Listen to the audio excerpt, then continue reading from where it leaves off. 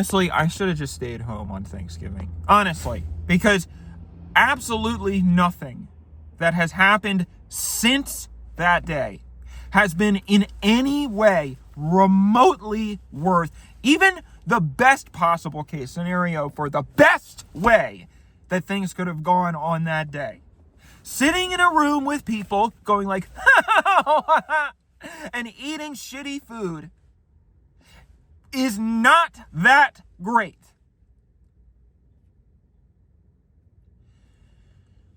At the end of the last video, I was sort of wrapping up the story, and all of a sudden I heard a barking sound coming from outside.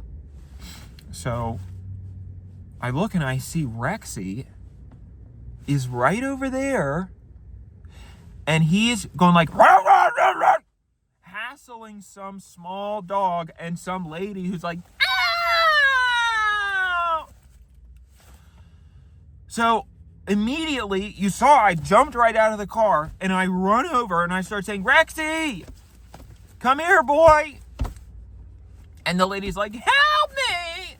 And I'm like, it's just a dog, lady, relax. So I say, Rexy, and I start going after him, putting my arms out to grab him like this.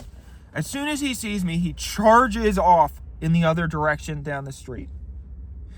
So I'm like, and I start running after him. And there's a lot of people around. It's a very busy street. So there's cars, there's people, and I'm trying to get somebody's attention. I'm saying, somebody help me, get that dog. Somebody get that dog. And then I remember, I forget exactly, it might have been driver's ed, or maybe it was a psychology class, but they were talking about the bystander effect. And the bystander effect is what, if you're screaming, help me, somebody help me. Or this is an even better example.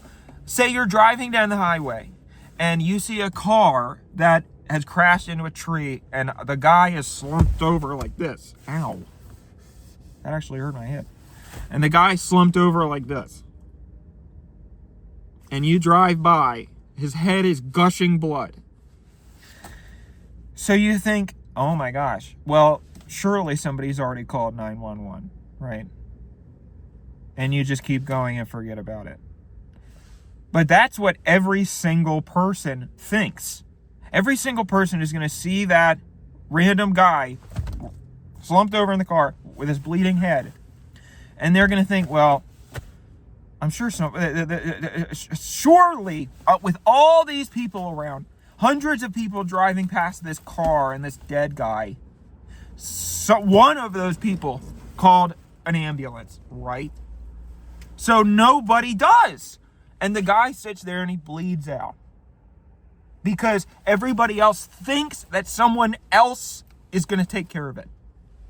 Everybody else thinks that the bearing of responsibility doesn't land on them for this person who's dying. So I remember learning that in order to overcome this obstacle, what you should do is you should find a random person in the crowd and you should point to them specifically and you should say, you help me. Can you call the cops or can you help get my dog? So I'm trying that with random people and I'm pointing at them on the sidewalk and saying, you get that dog. And everybody looks at me with the same, dumbstruck look. So I'm running. And the dog is running even faster than me somehow.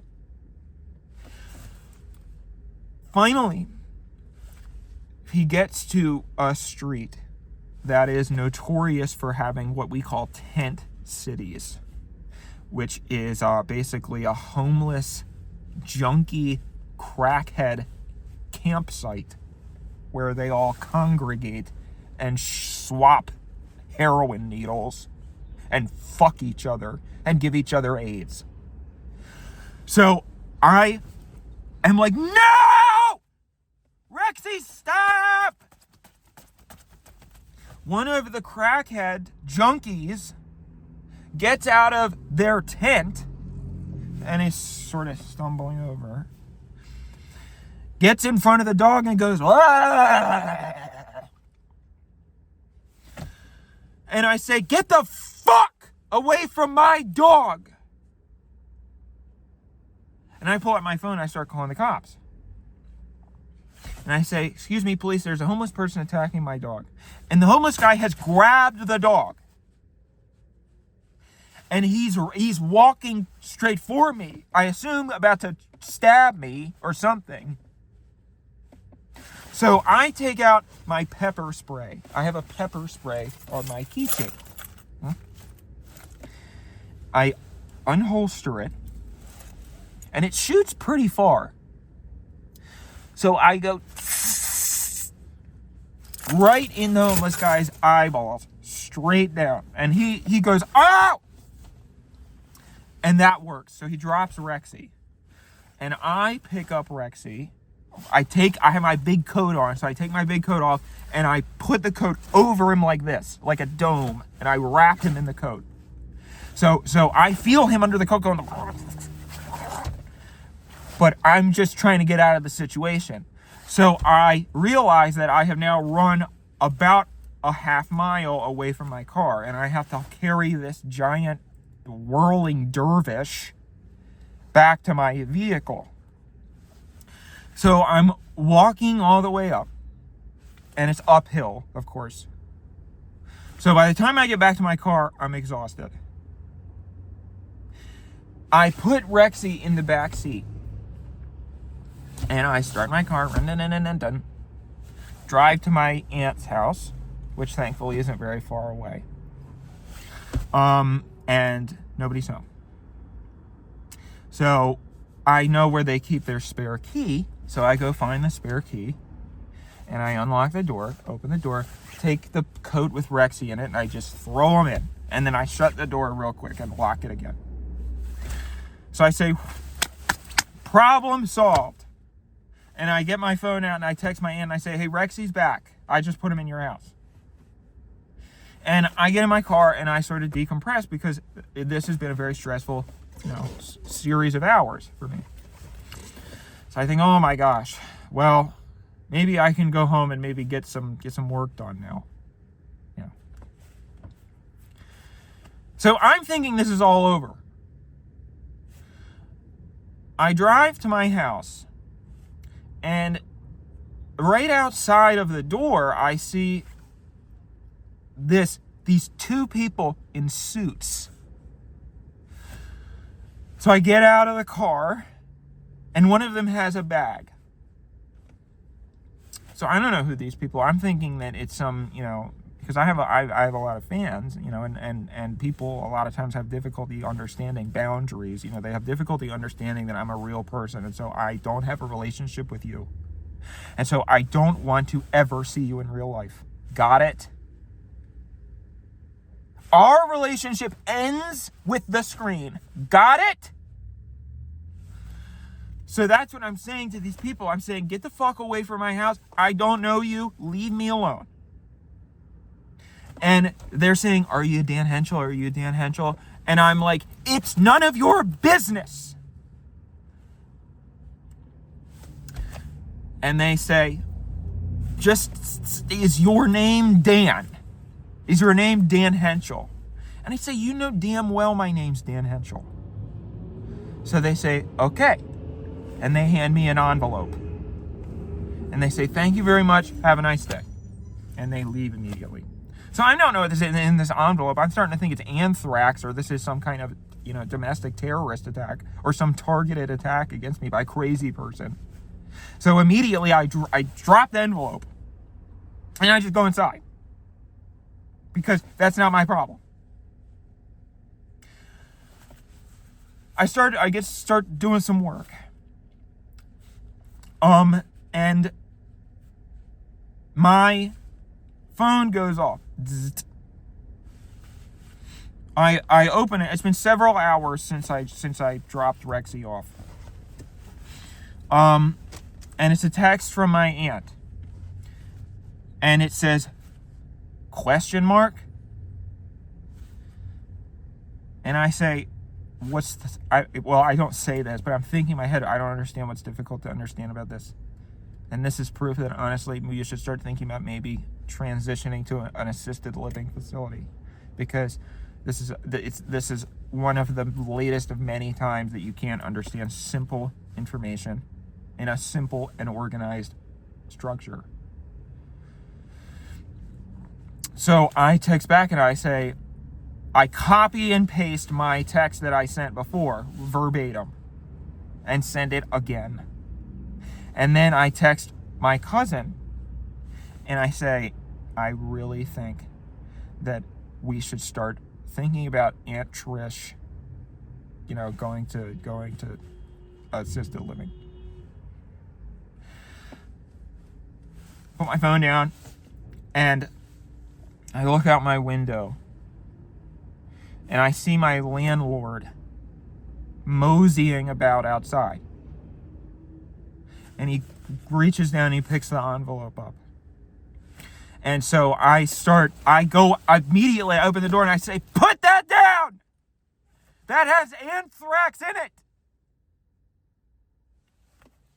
So he goes, "Wah!"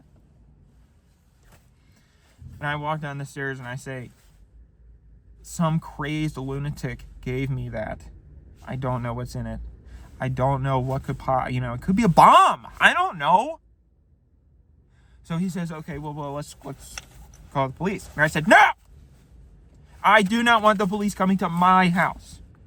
Because with the homeless shelter, not the homeless shelter that the car crashed into, the makeshift homeless shelter, I guess it's not a homeless shelter, I guess it's a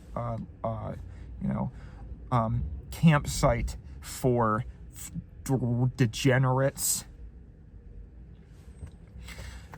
Calling the cops there, is like calling the cops and telling them there's donuts at the donut shop. As soon as they arrive at the homeless shelter, they're going to have plenty to deal with, But if you call the cops at your home, that's a totally different story. And I do not want them sniffing around there. So, the landlord, I'm trying to say, no, don't call the cops, don't worry about it. And I'm weighing my options here. And I'm like, you know what? Honestly, it would be fine if I died. So I pick up the envelope and I say, I'm just going to open it. Relax, everything's fine, go home. Go back to your hobbit hole. I take the pieces of paper out. And the letterhead is a law firm. It's Dick and Balls LLC and Associates. And it says, Dear Mr. Henschel. And it's I start reading, and I see that it's a letter from Emergency Vet Bar and Grill. And they are suing me in small civil claims court for $50,000. And I'm trying to read maybe to see if the lawyer is a Spanish person and maybe the comma is actually a decimal. But everything else seems to be in English. So there's not much information on this letter. It just says, there's going to be a court appearance, and you got to figure out what you're going to do.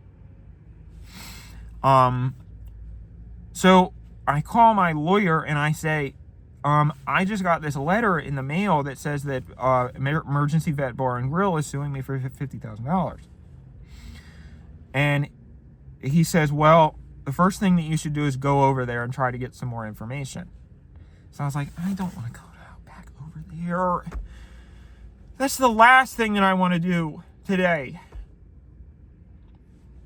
And he says, well, this could be, I think that you could potentially settle this. It's in your best interest to settle this outside of court, because if you go to court, that's going to be a ton of money. Even if you win, I don't know anything about the case yet, but I just think that you should try to settle this with them first, informally.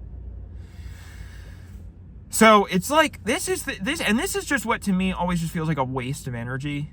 You know, when it's like problems that just fall on my lap out of nowhere that I didn't have to deal with before, that is somebody else's problem. It's just like, I resent the fact that people can just at any given time take their shitty lives and their shitty problems and insert themselves into your life and put stuff on your plate and give you a bunch of bullshit to deal with, wasting your time. What gives you the right? Because now I have to deal with this. So I drive over to Emergency Vet Bar and Grill. And I get out of the car and I go in. And the bar is open now. So, of course, it's a bunch of, just the worst types of people that I could fathom in my mind. I'm talking men who are dressed like Where's Waldo, with mustaches that are perfectly twirled, baseball caps that say things like Sprite on them. Just the most insufferable fuckers.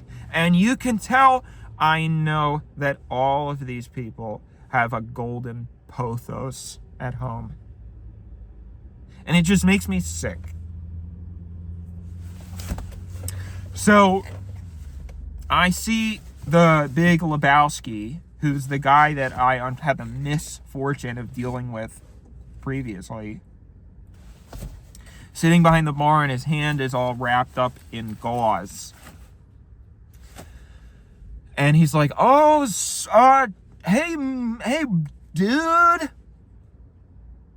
So I go up to him and I say, I need to speak with your manager immediately. Where is your manager? So he's like, he's back here, man. So he goes over to the door in the back, and it smells in there. And I've never known what that smell is, but it's like bar smell. So he knocks on the door.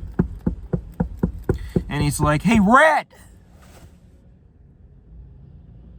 And a guy inside's like, what? And the big Lebowski says, the bitchy bald guy is here to see you. And I say, excuse me, you just called me a slur. Are you aware of that? That is a hate crime, what you just said. Are you aware of that? You're very lucky that I was not recording you. I'm going to demand the security camera footage of what you just said. And that's going to be coming up in court, believe me. Big Red opens the door. And he is a very large, very husky, bald guy. So then I'm like, oh, yes, because there's a certain camaraderie between us bald people that we have. Sometimes people resent me because I'm not technically bald. I'm sort of a BBC, because I shaved my head and I could grow my hair back if I wanted to. But I just like the look of it, and I like the cleanliness of it. This guy's clearly, he doesn't really have a choice in the matter. So he says, he looks over at the big Lebowski, he says, this is the guy. And he's like, yeah, dude, that's him. And Big Red just sort of goes, come right in. And he shuts the door behind me. And I say, let me tell you something, buddy. You have no idea who you are messing with. I don't know who you think you are, sending me this bill for $50,000. But you are going to be in deep, deep trouble, because this hole-in-the-wall shithole is nowhere near the amount of resources that I have, right? I have the power of the internet behind me. And I am going to make a post about your shitty bar. And I'm going to tell everyone to harass you until you understand that you need to stay in your place. And he says, sit down. So I sit down. And he sits behind his desk. And he looks at me like this.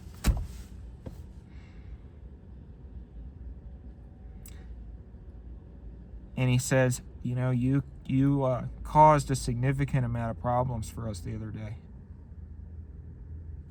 And I say, well, I caused you problems. Excuse me. You caused me problems. You almost had the death of a beloved family pet on your hands. Because I believe it should be, if it's not a crime already, it should be a crime to call your business institution something that is an emergency medical service. You know, you can't call your coffee shop hospital. Surely that's not illegal. So surely there must be some ordinance that signifies that you cannot name your bar emergency vet. And if you take me to court, we're going to figure that out too. I'm coming for everything that you have, pal. And I'm going to take this vet and I'm going to turn it into a photo studio.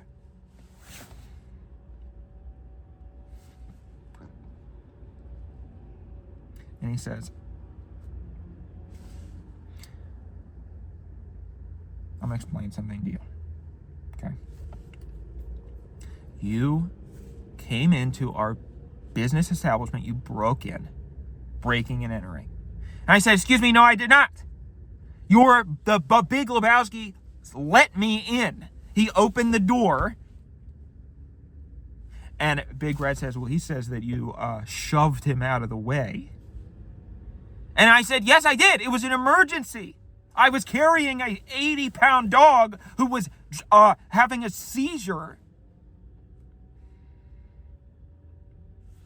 And he says, then, after breaking and entering into our establishment, you put your dog on our pool table. And I said, he told me to do that. He said, put the dog on the pool table, and I did. And I followed his instructions. And he said, well, the pool table's ruined. Because the felt was completely saturated in dog fluid. Not only that, but the wood underneath it was soaked with dog fluid as well. And I said, what do you mean? What is dog fluid? And he says, I don't know, man. You tell me. And I said, I don't believe, maybe there could have been, the dog was drooling a little bit, frothing at the mouth, but nothing that would ruin a pool table, nothing that would soak through the felt to the wood. And he says, well, we need a new pool table. And the pool table in this bar, is a significant part of our establishment. It is one of our prime forms of entertainment that we have here. People come here specifically because there's a pool table here. So if we don't have a pool table, we don't have a business. So somebody needs to make us whole to replace the cost of the pool table. And not only that, but we need restitution for the financial loss that we will incur for however long we do not have a pool table available to our clientele. And I said, that is not my problem, Buster. That has nothing to do with me. That is your incompetent employee who did not know how to handle the situation. And I know exactly what happened. You confronted him about the incident that he allowed to happen, and he spun a yarn about me to absolve himself of any responsibility. Surely, as a manager, you cannot be too stupid to see that. And he said, that's not all, pal. Because Fred, I don't remember what he says. He said the Big Lebowski's name, and I don't remember his name. The Big Lebowski then was bitten by your feral, aggressive dog. And I said, I don't think that happened. I mean, my mind was very occupied with the situation, but I really do not believe that occurred. So I'm sorry. I think that he's a little mistaken. And he said, I saw his hand, man. It was torn up, and he nearly lost a finger. Not only that, but because your dog was possibly rabid, we had no contact information for you. We had no information about who this dog was. The Big Lebowski had to go and get rabies vaccinations. And I said, so what? And he said, that was $10,000. And I said, well, that's your fault that you don't give your employees health insurance that covers any possible medical emergency that they might have. Whose fault is that he did not have the proper insurance? And he said, so that's the situation. And I said, well, I'm sorry, but this is clearly a shakedown. You know what I think happened? I think that you recognize me. I think that either he recognized me or you recognized me on the security footage as an online celebrity. So you Googled my name and you assumed that I must be rich, which I am not. Okay? This is not, this YouTuber bullshit doesn't pay nearly as well as I think that you think it does.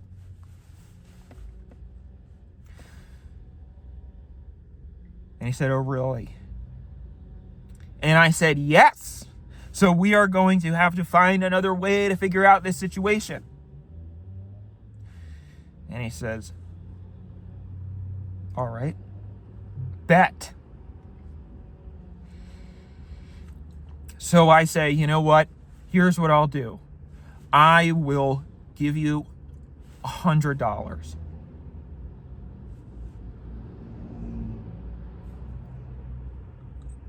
And he says, you know what? I think I do have a way that you can make this right. I think we can figure out another arrangement. So he gets up and he locks his office door. And that's what I do. And he walks over to me and he's right there.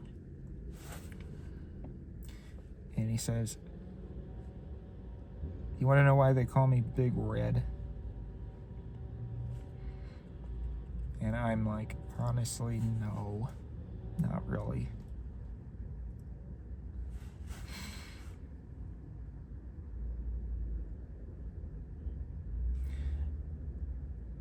Now, I have thought many times about what I would do if I was in this situation. I've thought about it a lot.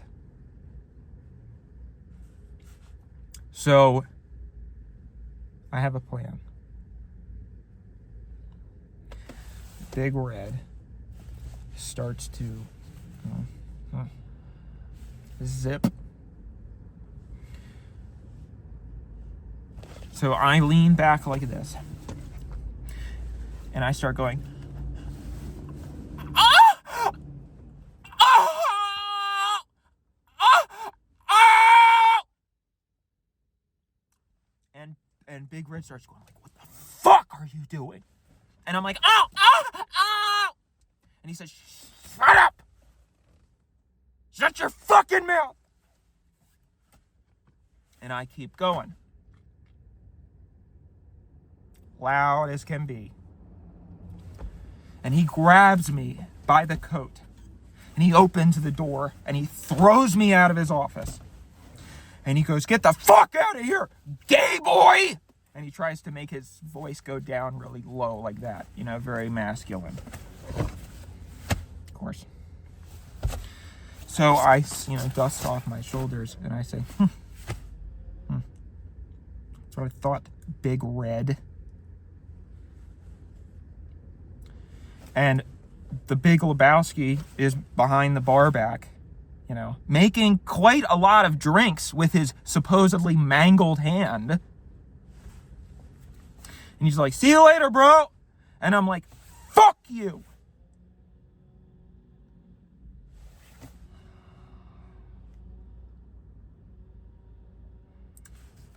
So I get back in my car.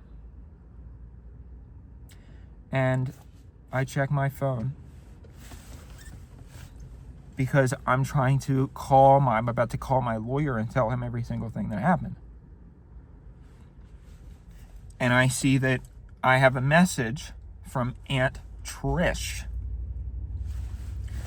And I open it up. And it is a photo of Rexy at the dog park. And her caption is, "What do you mean you found Rexy? He's here with me at the dog park." Then I see that I have a message from my cousin, the one who has an eating disorder. And she says, "Call me." I hate talking on the phone. I really do. And I try to avoid it as often as possible, unless I am about to go to jail or I am about to have a relationship end. I try never to be on the phone. So I put in my earbuds and I call my cousin.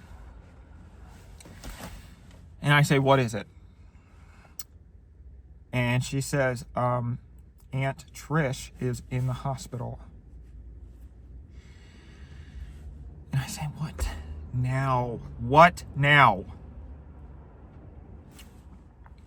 My cousin says, "It's the craziest thing. Somehow a coyote got into her house. And when she came home with Rexy, the coyote bit her face off.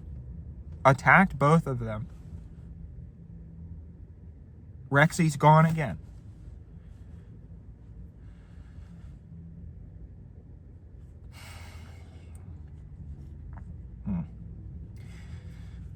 So I say, "Okay, thanks." And I hang up. Boop. So I consider the situation. And I think, do I have to do anything about this? And I'm trying to think, if there's any way that anybody could possibly know what happened. It seems to me that right now, everything is square.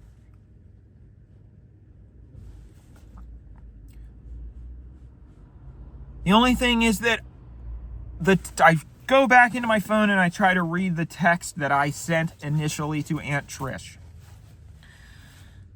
And it says, "I just dropped Rexy off at your house." And then, in case you need a refresher, ? Then he's at the dog park with me.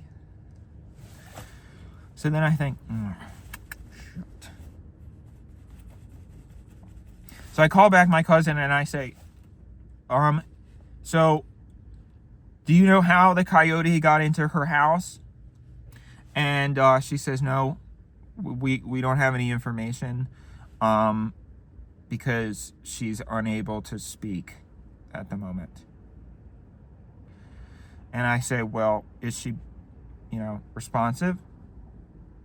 And she says, no. So I'm like, and I said, well, is she going to make it? And she said, well, the doctors are not sure yet about that. So I say, oh, all right, thanks. Boop, end call. See you later. So then I go back home and I try to get some more work done.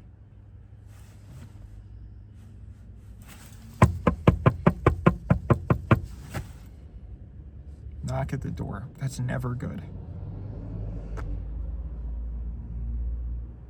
I open it and it's 2 police officers. So I say, hello there. I'm not interested in having any discussion with you. If I am not under arrest, I do not wish to speak with you and I would like you to leave my property.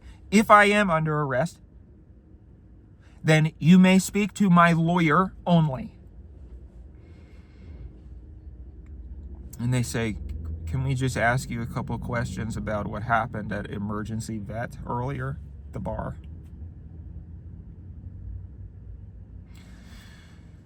And I say, no, you cannot. Shut the door. So I go back to working.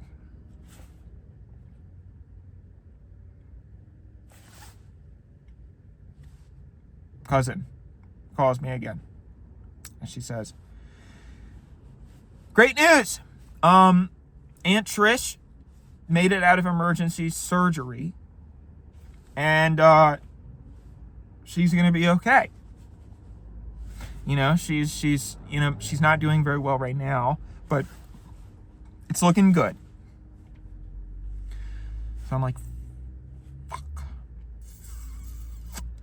And again, I consider the situation. So I look through the peephole and the officers are gone. So great. That's great news because that means I'm not under arrest and there's nothing. So I hurry and get out into my car and I drive down to the hospital where Aunt Trish is being held. And my cousin's there along with almost everyone else in my family. And so now I know that I've got to put on the show, right? So I run in the bathroom real quick and I look in the mirror and I sort of start trying to practice like oh my God, what happened? So I go back out and I say, what happened? Oh my God. And they say, it's crazy. It's the craziest thing that has ever happened. So I say, can I go see her real quick? And they say, yeah, she would love that. That would really cheer her up. So I was like, yeah, I bet it would. Go in to the hospital room. And she's got gauze covering her entire face. So she looks very weird and scary, honestly. And I take a picture of her with my phone and I write it down in my notebook because I'm a horror filmmaker. So I'm like, this is great stuff. This would be a great visual for a film in the future, possibly. And I pull up a chair next to her hospital bed. And I say, hi, Aunt Trish. How's it going?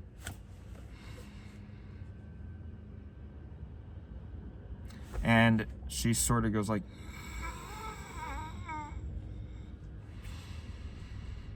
and I say, what happened? And she's like,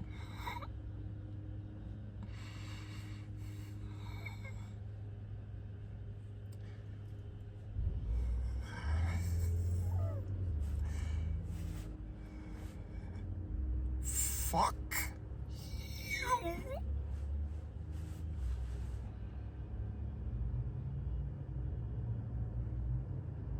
So I'm like, what? Excuse me? And then she goes,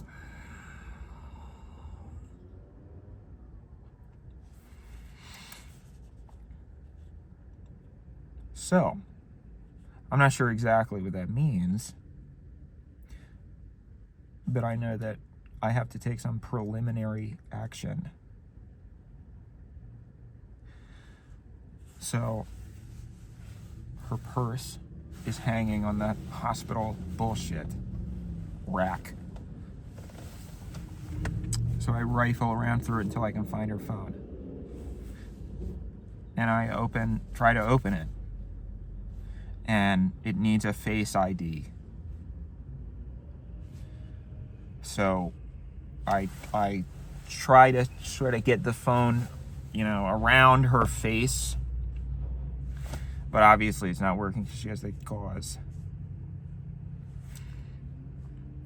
So I'm like, I just need to get this real quick. Just real quick. So I take the top of the gauze and I just sort of start peeling it off. And I have never seen something more horrifically disgusting in my entire life. I'm not sure if she has eyeballs, honestly. It looks like they tried to do something in the surgery. I'm not sure exactly what the surgery was, to be honest with you. But the best way that I can describe what her face looked like was, it looked like if somebody's face got mauled by a coyote. So I do the face detection. And it opens. Apple's software must be pretty good. So I scroll and go into my text messages. And I delete the one from me. I just delete our whole thread. And I go back out. And I see one of the messages at the top is to my cousin, the one with an eating disorder. And it says,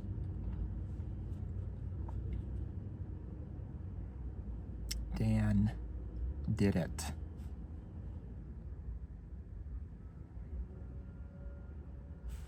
And it was from my cousin to my aunt.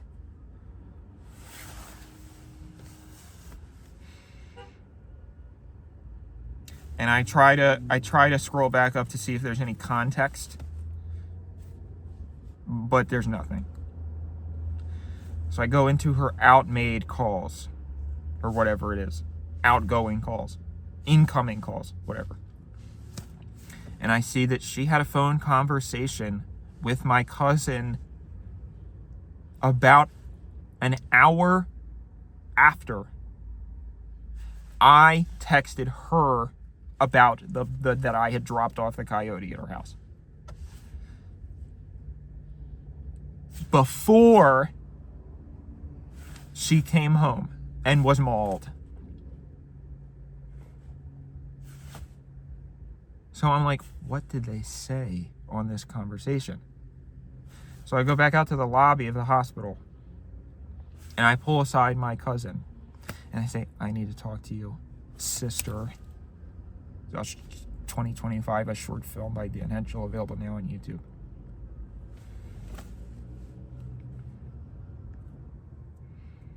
So I said, what did you talk about? What did you and Aunt Trish talk about on the phone? And she's like, what? And I said, I saw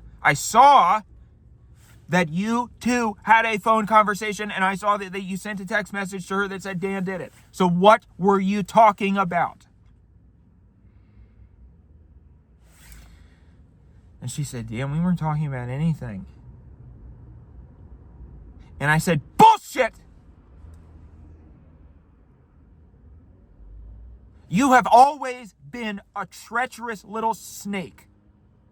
You have always thought and been resentful of the fact that I was better than you. And now that I trusted you, I made the mistake of trusting you and giving you the power to destroy me, which I never should have done. Let me tell you something. Sister, a short film by Dan Henschel, released on YouTube, now available.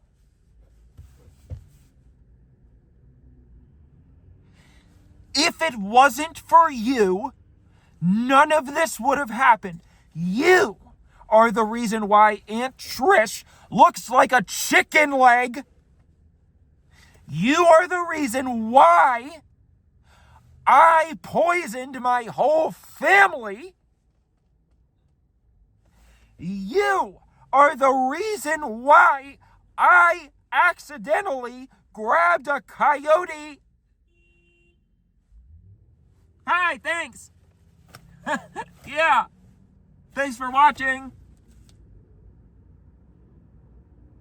You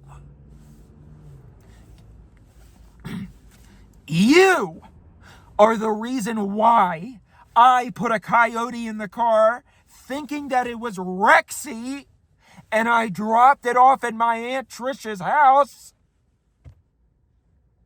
and it mauled her face off. Yeah, I've never seen that movie. I wonder if it's any good. Face Off.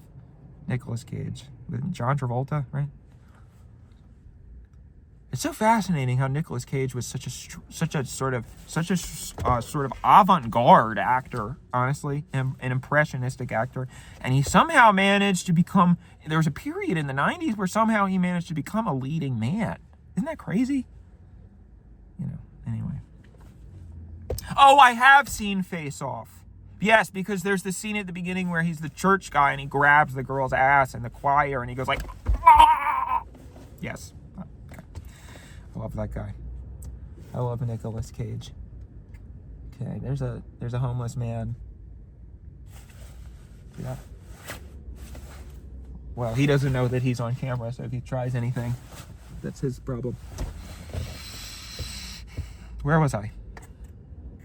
Talking to my cousin. Oh, you are the reason why all of this happened, and you are the reason why I accidentally brought a coyote to my Aunt Trish's house and then it mauled her face off because I was trying to get the dog Rexy back because I accidentally poisoned Rexy with pharmaceuticals because I put pharmaceuticals in the casserole for Thanksgiving.